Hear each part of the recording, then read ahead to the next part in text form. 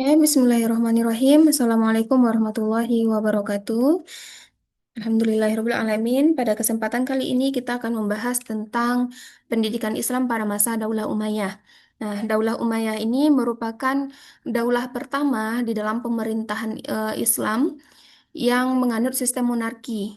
Daulah Umayyah ini didirikan oleh Muawiyah bin Abi Sufyan yang berdiri selama lebih kurang 90 tahun sejak tahun 661 sampai 750 Masehi.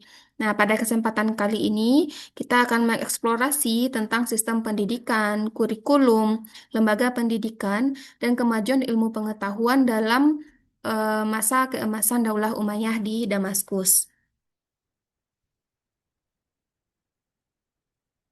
Oke, kita bahas sedikit terlebih dahulu tentang latar belakang berdirinya Daulah Umayyah.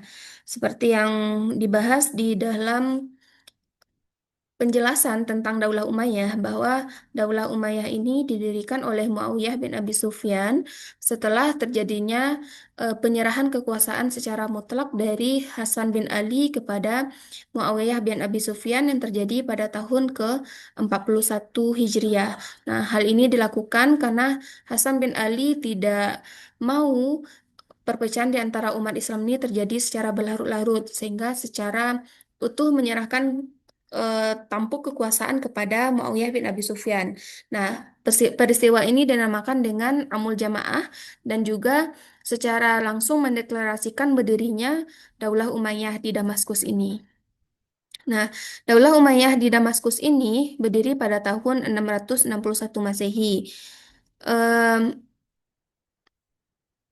di masa Daulah Umayyah ini merupakan era transisi yaitu perubahan dari sistem pendidikan Nabi menuju pengembangan ilmu pengetahuan.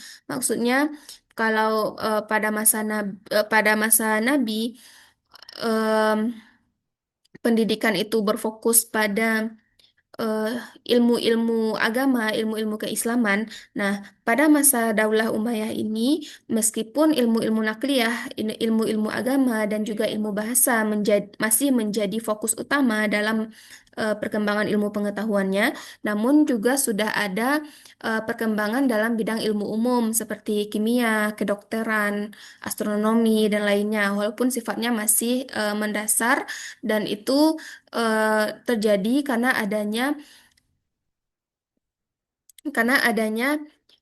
penerjemahan buku-buku pengetahuan dari bahasa asing ke bahasa Arab. Nah, selain itu, eh, Daulah Umayyah ini sistemnya terpusat, sistem pemerintahannya terpusat karena memang Daulah Umayyah ini merupakan daulah pertama yang membangun birokrasi dan pemerintahan terpusat. Nah, apakah pada masa Khulafaur Rasyidin pemerintahan tidak terpusat? Pada masa pemerintahan Khulafaur Rasyidin, pemerintahan tetap terpusat, terpusat di tangan khalifah sebagai pemangku kebijakan atau pengambil kebijakan. Namun, yang membedakan antara pemerintahan pada masa Khulafaur Rasyidin dan Daulah Umayyah ini adalah pada sistemnya, sistem pemerintahannya. Pada masa Khulafaur Rasyidin, sistem pemerintahnya itu bersifat demokrasi. Sedangkan pada masa Daulah Umayyah, sistem pemerintahnya itu bersifat monarki. Dan Daulah Umayyah lah yang pertama kali dalam Islam yang merubah bentuk pemerintahan dari demokrasi ke monarki atau kerajaan. Nah, kemudian pada tahun 750 Masehi, Daulah Umayyah runtuh setelah berkuasa selama 90 tahun. Keruntuhan ini disebabkan oleh serangan yang dilakukan oleh Abu Abbas As-Saffah. Nah, kekuasaan Umayyah yang berlangsung hampir 1 abad ini menandai transformasi besar dalam sejarah pendidikan Islam dari model sederhana menuju sistem yang lebih terorganisir. Nah, maka kita lihat terlebih dahulu bagaimana corak pendidikan Islam pada masa Daulah Umayyah. Yang pertama bersifat Arab dan Islam. Jadi memang pemerintahan Daulah Umayyah ini sifatnya Arab sentris atau berpusat ke bangsa Arab karena memang hal ini terlihat dari bagaimana mereka memperlakukan masyarakat Arab dengan masyarakat Mawali. Meskipun mereka sama-sama berada di bawah kekuasaan Daulah Umayyah, tapi perlakuan terhadap bangsa Arab dan bangsa Mawali atau non-Arab itu berbeda, terutama dalam pemerolehan hak-hak sebagai warga negara, di mana sebagai warga negara dan pejabat ya, di mana yang dibolehkan menjadi pejabat atau pemangku kepentingan pada masa Daulah Umayyah ini hanyalah orang-orang Arab. Nah, jadi dan ini berimbas kepada bidang pendidikan di mana pendidikan itu bersifat Arab dan Islam. Pendidikan masih didominasi oleh orang Arab karena pada saat itu unsur Arab yang memberi arah pemerintahan, sosial dan budaya. Kemudian peneguhan dasar-dasar agama Islam. Karena memang pertumbuhan ilmu pengetahuan pada masa Daulah Umayyah ini masih dominannya terfokus pada bidang agama, maka eh, eh, perkembangan materinya, perkembangan materi pendidikannya atau kurikulumnya itu ya lebih ke agama Islam. Selain itu, mereka menganggap bahwa Islam ini bukan hanya sebagai eh, agama, tapi juga merupakan dasar dari negara dan juga kehidupan sosial. Nah, ini tadi yang saya sampaikan bahwa pada masa Daulah Umayyah ini lebih diprioritaskan pendidikan dalam bidang ilmu nakliyah dan bahasa. Tapi bukan berarti di bidang ilmu-ilmu lainnya tidak dipelajari, ada, tapi tidak perkembangannya tidak sepesat perkembangan eh, dalam bidang ilmu agama dan bahasa ini. Nah, selanjutnya, bagaimana sistem pendidikannya? Nah, sistem pendidikan pada masa Daulah Umayyah ini terbagi menjadi dua, yaitu yang pertama itu ada sistem pendidikan khusus dan yang kedua ada sistem pendidikan rakyat biasa. Nah, apa itu sistem pendidikan khusus pada masa Daulah Umayyah ini? Ini diperuntukkan bagi anak khalifah dan para pejabat. Nah, biasanya pendidikan khusus ini berlangsung di istana atau di rumah khalifah dan rumah para pejabat. Nah, materi apa yang dipelajari dalam pendidikan khusus ini? Materinya berfokus pada adab, kemudian etika kepemimpinan, dan juga persiapan birokrasi pemerintahan. Karena hal ini mereka pandang perlu mengingat bentuk pemerintahan dari Daulah Umayyah ini adalah sistem monarki, di mana yang akan menjadi khalifah dan juga pejabat di masa berikutnya itu adalah dari anak-anak mereka juga, maka tentu dipandang perlu untuk menyiapkan anak-anak mereka sehingga nanti mereka siap menjadi pemimpin di masa depan. Kemudian ada pendidikan rakyat biasa. Nah, pendidikan rakyat biasa ini merupakan kelanjutan dari pendidikan yang sudah diterapkan sejak zaman Rasulullah. Nah, materi apa yang dipelajari? Ya, membaca dan menulis Al-Quran. Kemudian nanti kalau sudah naik ke tingkat menengah dan tinggi itu mereka memfokuskan diri pada bidang tertentu gitu ya. Oh, boleh bisa dalam bidang fikih, tafsir, hadis dan lainnya. Nah, kurikulum kurikulum pembelajaran pada masa Daulah Umayyah ini bisa kita lihat ada ilmu nakliyah dan juga ada ilmu akliyah. Ilmu nakliyah ini merupakan ilmu agama yang tercakup di, di antaranya ada ilmu fikih, tafsir, hadis, kemudian apa kemudian ilmu ilmu nahu ya, ilmu untuk membaca Al-Quran, kemudian ilmu kiroat dan lain sebagainya macamnya. Sedangkan ilmu akliyah ini mencakup ada bidang kedokteran, kemudian kimia, kemudian filsafat. Nah, meskipun dalam perkembangannya tidak sepesat perkembangan di ilmu nakliyah. Nah, eh, selanjutnya berdasarkan tingkatan ada tingkat kurikulum untuk pendidikan tingkat rendah dan kurikulum untuk pendidikan tingkat tinggi. Kurikulum pendidikan tingkat rendah eh, itu itu biasanya diterapkan di kutab yang diperuntukkan untuk anak-anak. Yang dipelajari itu yaitu cara membaca dan menulis bahasa Arab dan juga Al-Quran. Kemudian ilmu-ilmu dasar keislaman gitu ya, tata cara ibadah dan lain sebagainya macamnya. Kemudian kurikulum pendidikan tinggi itu lebih berfokus kepada fikih, tafsir, hadis itu sudah masuk ke dalam kurikulum pendidikan tingkat tinggi. Dan biasanya itu dipelajari bisa di rumah ulama yang bersangkutan ataupun juga di masjid-masjid. Nah, ada beberapa gerakan yang berkembang pada masa Daulah Daulah Umayyah ini, di antaranya yaitu gerakan ilmu agama. Nah, gerakan ilmu agama ini merupakan perkembangan ilmu pengetahuan dalam bidang agama, bahasa, dan penerjemahan buku-buku eksakta dari bahasa asing ke bahasa Arab. Selanjutnya ada gerakan filsafat. Nah, gerakan filsafat ini muncul pada akhir pemerintahan Daulah Umayyah yang berguna untuk melawan pemikiran Yahudi dan Nasrani. Karena memang ilmu filsafat ini awalnya berkembang di Yahudi, berkembang pada masyarakat beragama Yahudi dan Nasrani.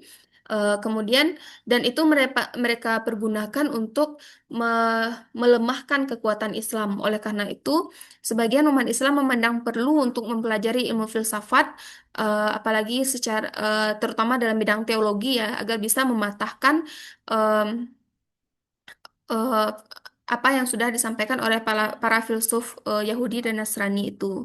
Kemudian ada gerakan sejarah. Nah, gerakan sejarah ini maksudnya adalah em, khalifah di pemerintahan Daulah Umayyah ini sangat tertarik dalam eh, pembukuan sejarah. Nah, untuk sejarah itu sendiri terbagi menjadi dua, yaitu tarikh Islam, di mana pencatatan sejarah mulai dari awal berkembangnya Islam sampai pada masa Islam berkembang pada masa Daulah Umayyah. Kemudian ada juga tarikh umum. Tarikh umum ini maksudnya sejarah secara umum yang itu mencakup sejarah bangsa-bangsa lain di luar non-Arab pada masa itu. Selanjutnya,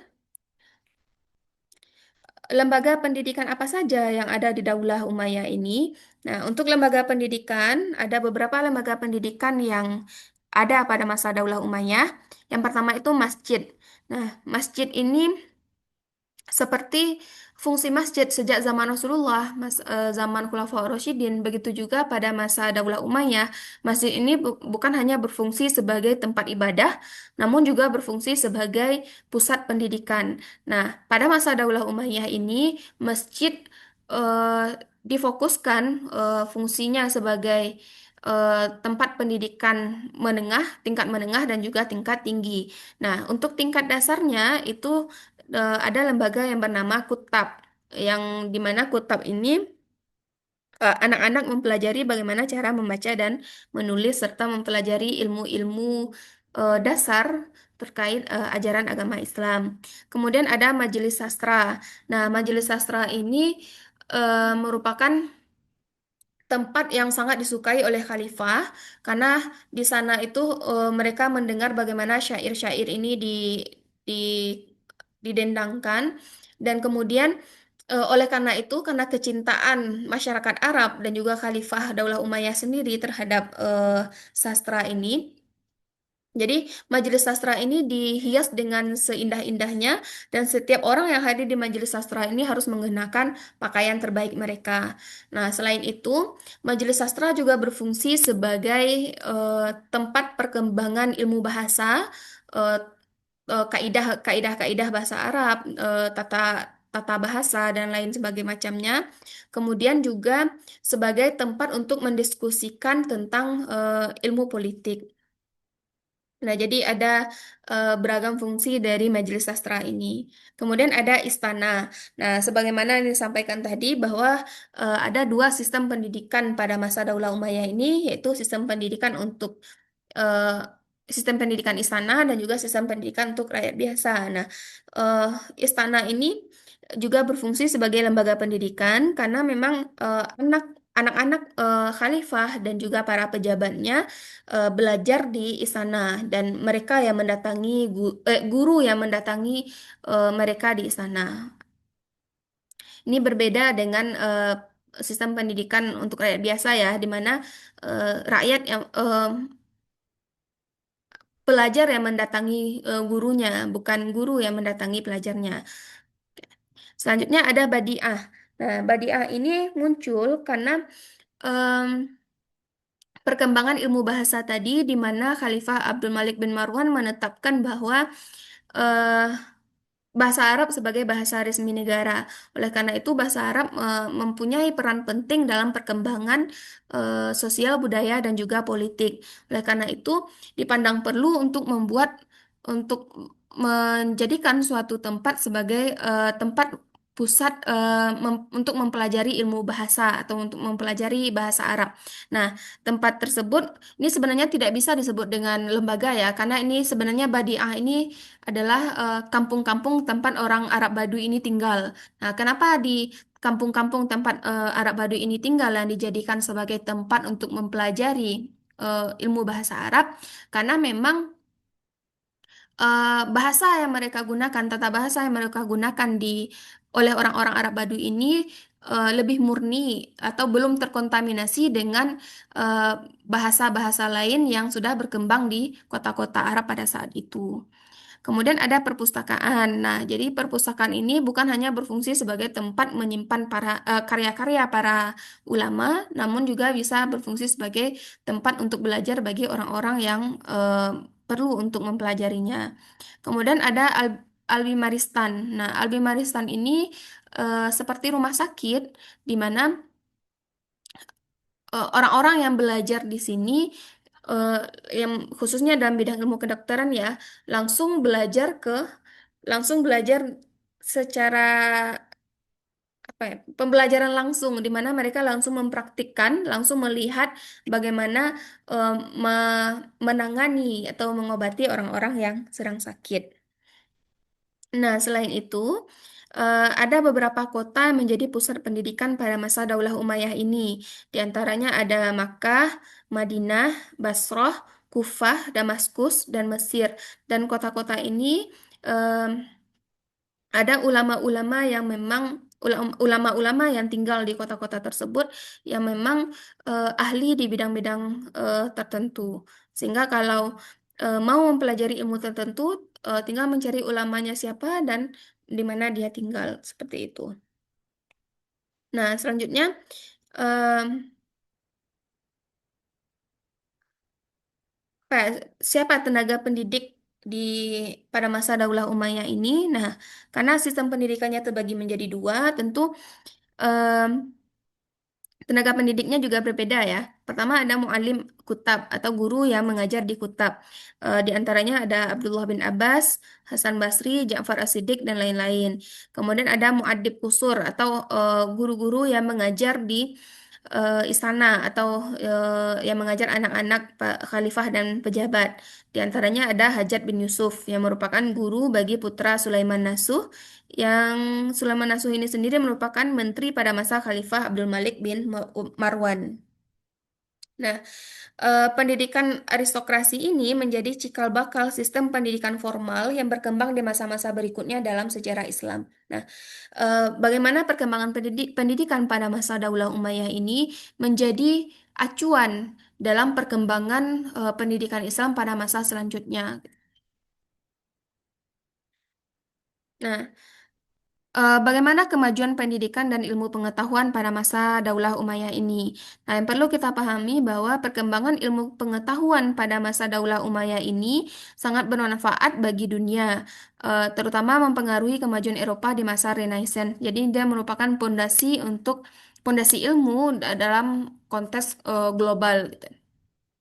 Selanjutnya, ciri khas yang lainnya adalah bahasa Arab menjadi eh, bahasa administrasi dan ilmu pengetahuan di seluruh wilayah kekuasaan yang membentang dari Spanyol hingga Asia Tengah.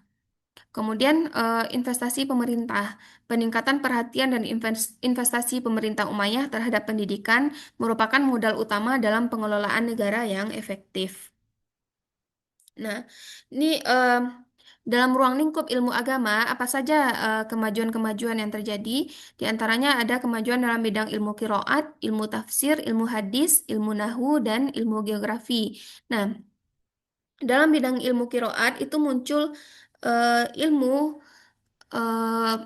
cara atau ilmu membaca Al-Quran itu yang kita sebut dengan kiroah as-sab'ah. Nah, yang di yang di dan di antara tokoh-tokoh dari ilmu kiroan ini ada Abdullah bin Katsir, ada Asim bin Abu Nujud, ada Abdullah bin Amir, Ali bin Hamzah dan lain-lainnya. Kemudian dalam bidang ilmu tafsir ada dalam bidang ilmu tafsir itu berkembang tafsir, tafsir tafsir bil ma'thur dan tafsir bil ra'i. Nah, nanti dalam perkembangan filsafat ya atau perkembangan fikih juga dalam di masa Daulah Umayyah ini ada aliran atau ada kelompok tertentu yang memang menafsirkan sesuatu atau menetapkan hukum itu berdasarkan kepada Al-Quran dan juga hadis yang ada.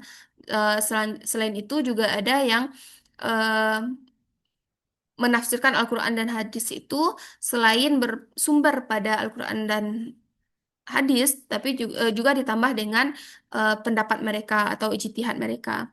Nah, di antara tokoh dari ilmu tafsir itu ada Ibnu Abbas yang wafat pada tahun 68 Hijriah, kemudian ada Mujahid yang wafat pada tahun 109 Hijriah, dan ada Muhammad Al-Bakir bin Ali bin Husain. Yang ketiga ada ilmu hadis. Nah, ilmu hadis mencapai apa ya puncak perkembangan mungkin ya pada masa Daulah Umayyah ini karena setelah sekian lama Rasulullah wafat itu belum bisa dilakukan pembukuan hadis. Nah, pada masa Daulah Umayyah terutama pada masa pemerintahan Khalifah Umar bin Abdul Aziz eh, beliau memerintahkan Ibnu Syihab Az-Zuhri untuk melakukan pembukuan hadis. Nah, ini merupakan tonggak penting atau pilar penting dalam pertumbuhan dan kemajuan ilmu pengetahuan dalam bidang hadis.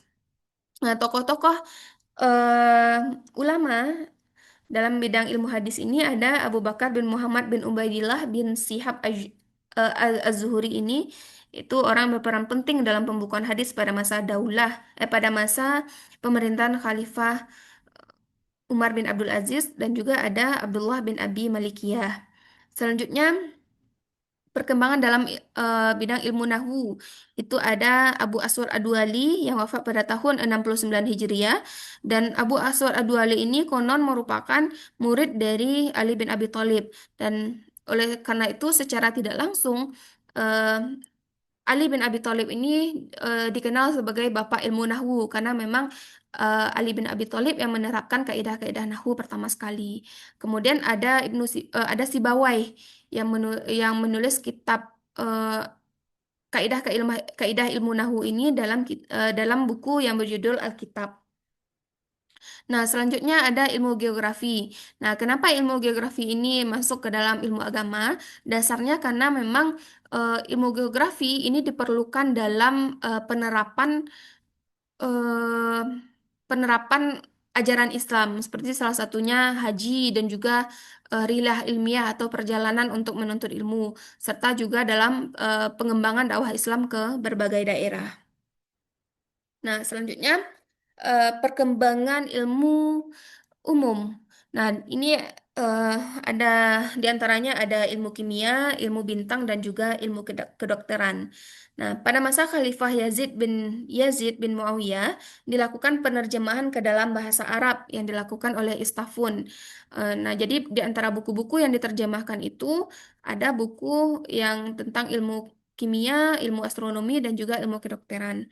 Kemudian, beliau juga mengambil kebijakan untuk mendatangkan orang-orang dari luar yang memiliki keahlian dalam bidang tertentu untuk mengajar di Daulah Umayyah. Dan di antaranya adalah Marianis yang merupakan pendeta yang mengajarkan ilmu kimia. Selanjutnya dalam bidang ilmu astronomi. Nah, ilmu astronomi ini bisa dikatakan berkembang karena memang Khalid bin Walid yang merupakan panglima yang sangat disegani dalam dunia Islam ya Nah, bin Walid ini sangat menyukai ilmu astronomi dan juga dia sangat semangat dalam mempelajari ilmu astronomi serta selalu membawa astronom setiap akan pergi berperang. Kemudian ada ilmu kedokteran. Nah, ilmu kedokteran ini berkembang dikarenakan adanya penerjemahan buku-buku kedokteran seperti buku kedokteran karangan Kis Ahrun yang tertulis dalam bahasa Suryani, kemudian diterjemahkan ke dalam bahasa Arab yang dilakukan oleh Masa Juwaihi. Nah, yang menjadi eh, yang perlu digarisbawahi dalam eh, pembahasan tentang perkembangan ilmu umum pada masa Daulah Umayyah ini bahwa ilmu-ilmu umum yang berkembang pada masa Daulah Umayyah ini ada ilmu kimia, ilmu astronomi dan juga ilmu kedokteran itu masih dalam tahap awal. Jadi masih belum banyak bukti sejarah ataupun karya-karya yang ada dalam bidang ilmu-ilmu ini. Nah, selanjutnya bagaimana peran pendidikan Islam dalam konsolidasi kekuasaan Daulah Umayyah? Yang pertama itu pendidikan Islam itu berfungsi sebagai penguatan identitas Islam karena pendidikan merupakan alat strategis untuk memperkuat identitas Islam dan menciptakan kesatuan politik di wilayah yang sangat luas dan beragam. Selain itu, em, dengan adanya pendidikan, terutama pendidikan istana ini dapat dimanfaatkan untuk eh, atau bermanfaat berfungsi untuk pembentukan birokrasi yang terlatih atau pembentukan birokrat yang terlatih. Karena sistem pendidikan istana ini menghasilkan administrator dan birokrat yang kompeten dan mampu mengelola kompleksitas pemerintahan multinasional. Kenapa ini bisa dilakukan atau terjadi? Karena memang seperti yang dijelaskan di awal tadi bahwa fokus yang dipelajari fokus pembelajaran pada sistem pendidikan istana itu berfokus pada adab dan juga bagaimana menjadi seorang pemimpin yang baik, bagaimana urusan birokrasi, administrasi dan yang lainnya yang berkaitan dengan sistem politik dan juga pemerintahan. Kemudian penyebaran ilmu melalui masjid.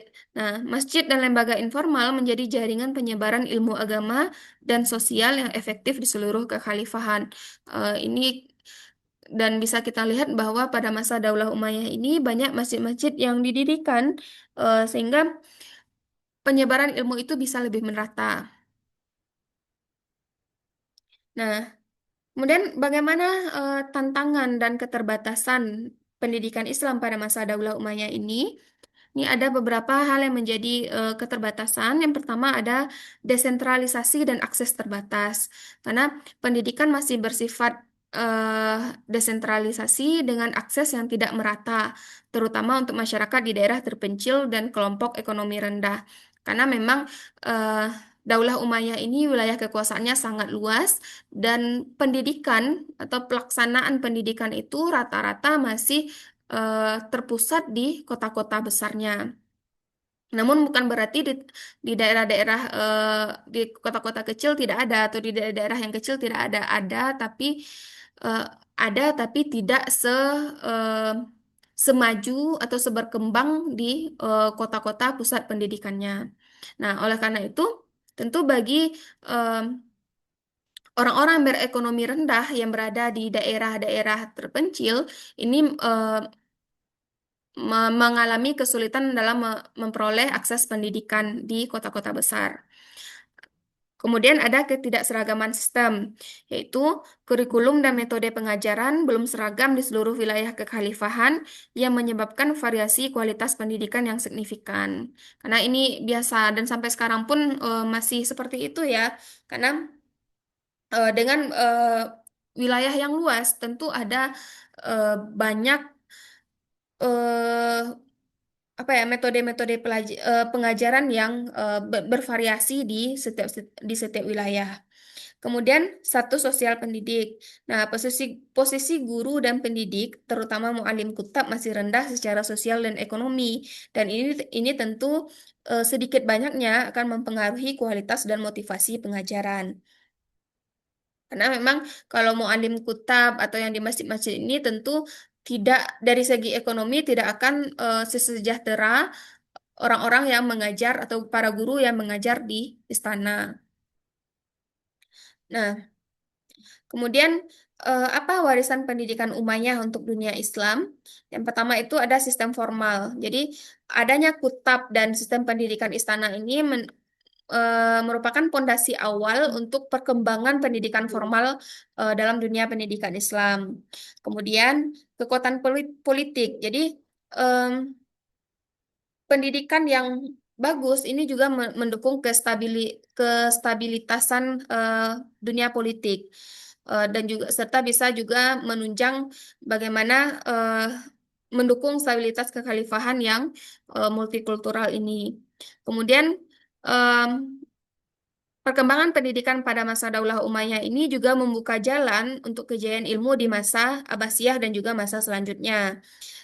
Selain itu, perkembangan ilmu pengetahuan pada masa Daulah Umayyah ini menjadi pondasi perkembangan ilmu dan budaya Islam selanjutnya. Nah, eh, dan ini tentunya menjadi warisan yang abadi ya, karena bagaimana wajah pendidikan Islam saat ini sedikit banyaknya dipengaruhi oleh pendidikan Islam yang terjadi pada masa Daulah Umayyah.